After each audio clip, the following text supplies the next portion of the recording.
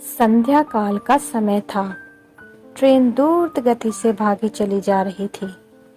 तेज बारिश और बीच बीच में बिजली की चमक वातानुकूलित कोच की खिड़कियों से अपनी उपस्थिति दर्ज करा रही थी। कैबिन का एकांत और ये भयावह मौसम मुझ जैसे डरपोक आदमी को और डरा रहा था। थोड़ी देर बाद गाड़ी के पहियों की रफ्तार कम हुई और एक मध्यम से स्टेशन पर गाड़ी रुकी। बारिश इतनी ज्यादा थी कि मैं स्टेशन का नाम नहीं पढ़ पा रहा था।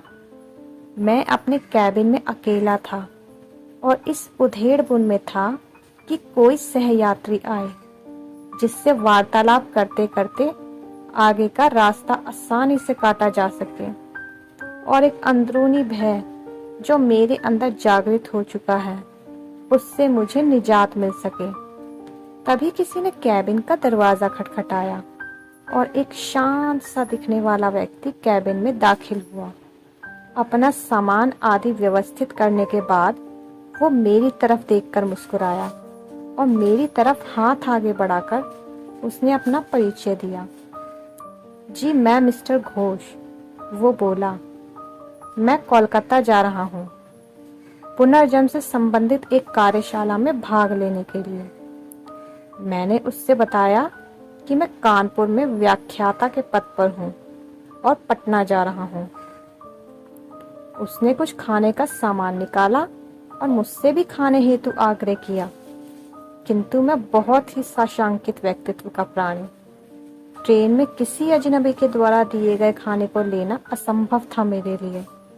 मैंने बहुत विनम्रता से उसके आग्रह को ठुकरा दिया। वो भी कम उस्ताद नहीं था, कसकर हंसा और बोला, मुझ पे शक कर रहे हो? अभी तक कुछ नहीं, देखिए आगे आगे क्या होता है। उसके यह शब्द सुनकर मुझे सांप सूंघ गया, किंतु मैंने किसी तरह अपनी घबराहट को छिपाया। कोई स्टेशन आने पर वो उतरता और ट्रेन चलने के बाद किसी दूसरे कंपार्टमेंट से चढ़कर फिर आ जाता। पूछने पर बोलता कि बीच बीच में रेलवे की नौकरी भी कर लेता हूँ। थोड़ी देर बाद मैं और वह विभिन्न विषयों पर चर्चा करने लगे। उसने पुनर्जन्म से संबंधित बातें प्रारंभ की और पुनर्जन्म को अंधविश्वास बताया। थोड़ी देर बाद उसने मुझसे पूछा कि क्या आप भूत प्रेत पर विश्वास करते हैं? मैंने कहा, बिल्कुल। वो जोर से हंसा और बोला, यह सब बकवास है।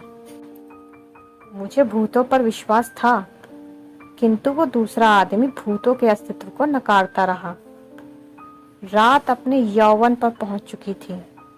चर्चा उपरांत मैं वातानुकूलित प्रथम श्रेणी के कक्ष में सोने का प्रयास कर रहा था।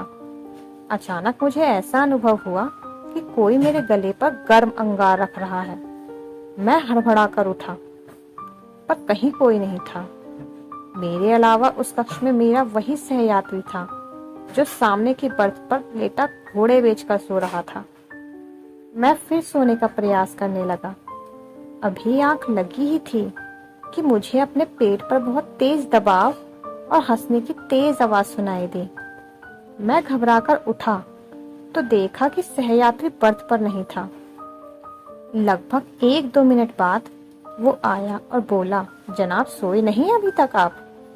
मैंने अपनी घबराहट रोकते हुए उससे कहा, अभी नींद नहीं आ रही है, और मैंने अपने बैग से एक मैगजीन निकाली और पढ़ने का नाटक करने लगा। सहयात्री भी बर्थ पर लेट गया और कुछ देर में उसके खर्राटे कैबिन में गूंजने लगे। मैं भी थोड़ा निश्चिंत हुआ और बर्थ पर आंख बंद कर लेट गया। ट्रेन कभी धीमी होती, कभी रफ्तार पकड़ लेती, लेकिन मेरे दिल ने अब तेज रफ्तार ही पकड़ रखी थी। भय और घबराहट के कारण मुझे टॉयलेट की इच्छा अपने आप ही जीवित हो गई और मैं टॉयलेट की तरफ मुड़ा। जैसे ही मैंने टॉयलेट का दरवाजा खोला, वह सहयात्री मुझे अंदर दिखा और मैं चिल्लाते हुए अपनी बर्थ की तरफ भागा। मैंने घबराहट में उसे जगाया। वो बोला, अरे क्या हुआ? वो ऐसे बन रहा था जैसे कुछ जानता ही ना हो। मैंने कहा, अरे आप यहाँ भी और टॉयलेट में भी? वो कुटिलता से हंसा और बोला, मैं कितने रूप में कहीं पर भी हो सकता हूँ। घबराहट के मारे मैं पसीने से तरबतर बिल्कुल निर्जीव सा खड़ा हुआ था वहां पे उसके सामने। वो बोला, तुम्हें भूतों पर विश्वास था ना? तुम्हें तुम्हारे विश्वास का प्रमाण देना था।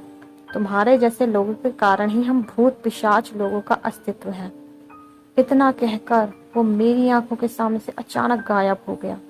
मैं डर के मारे वहीं पर निर्जीव सा अपनी बर्थ में बैठा रहा। तभी कैबिन के अंदर टिकट निरीक्षक आया। उसका चेहरा देखकर मुझे बेहोशी छाने लगी, क्योंकि यह वही सहयात्री था मेरा, और वो टिकट चेक कर मुस्कुराता हुआ चला गया। हेलो डियर व्यूअर्स, आपको हमारी कहानी कैसी लगी? अगर आपको पसंद आई तो इसे खूब सारा प्यार दें और हमारे चैनल को सब्सक्राइब ज़रूर करें। अब मैं आपसे मिलूंगी अगली कहानी में। Bye bye, take care.